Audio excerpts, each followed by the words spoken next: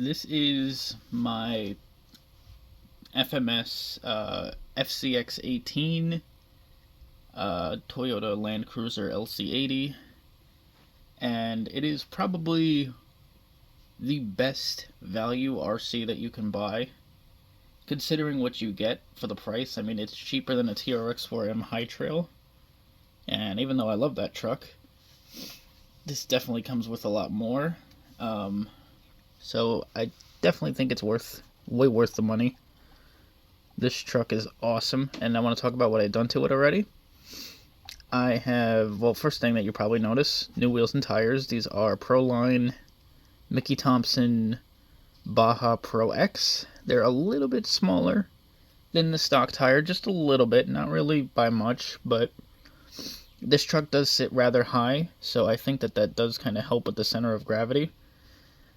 I watched a video by Tom Lee RC, who did a shootout between this, the TRX4M, and the new Furatech 1/18 scale crawler. And this thing did decent, but it was very tippy. And that inspired me to do this build. I wanted to take this thing and make it into a serious competitive crawler. And that's why I started this build. I got the blue one, and I was actually originally going to get the yellow one, but my sister was like, dude, you got to get the blue one. The blue with the silver is just so retro. And I'm glad that she talked me into that, because I do think this is the best color. Now, this build is not done. There's only two things mechanically left that I want to do to this thing, and that'll be it. Cosmetically, I want to get the clear windows and the new interior that just came out. That sold out in like 5 minutes, so I didn't get it. I gotta wait for that to come back in stock. So these wheels, they kind of remind me of Raceline Monsters, that's why I bought them. They have a nice big brass ring in them, and they fit pretty well. They're nice and heavy. Again, bringing the weight down low. The battery sits right up top, right here, right under the hood. If you're not unfamiliar with this truck, try to pop the hood. It's a little bit fiddly to do that. That's where the battery sits. And that causes it. I've noticed that even though the tires on this truck are actually pretty good, the ones that it comes with, in videos where it's crawling, it's kind of going like this on a steep angle. It's trying to get traction, and it can't because the battery's up top and it's trying to tip over. So that's something that I've noticed, but I did want to swap out the tires anyway and replace them with something heavier and softer. These aren't Enduras. I usually go with Endura, but they're still pretty nice. At least I think so.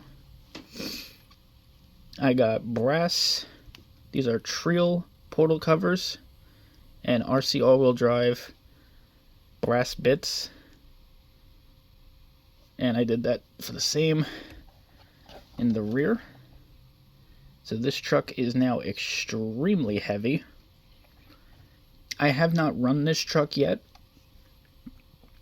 because my last two modifications I want to do is metal gears in the diffs. I don't have those yet, but I do want to order them.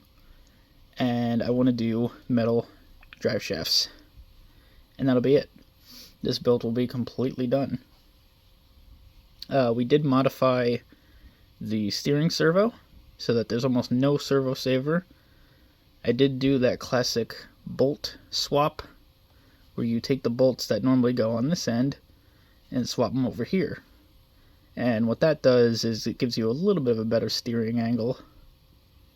These metal links, this is how the truck comes from the factory, which I think just looks so cool. Even if you don't modify yours, it looks like you modified it already. It's just such a cool looking truck.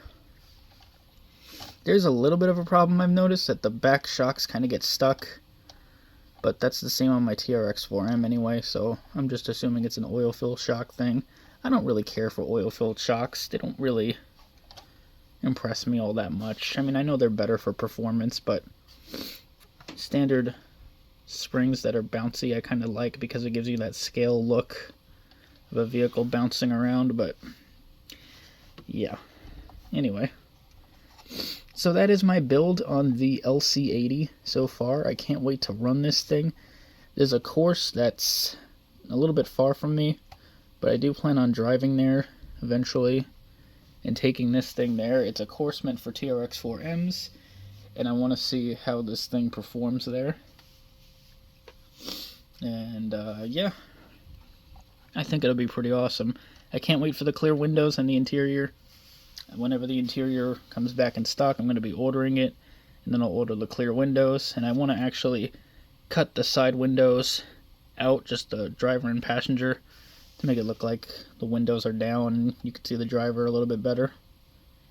Probably even paint the interior. The interior is just black plastic with a driver. I might just paint it gray, just so it stands out a little bit, because I think a lot of Toyotas had gray interior. So yeah, let me know what you guys think. And yeah, I'll see you guys in the next video.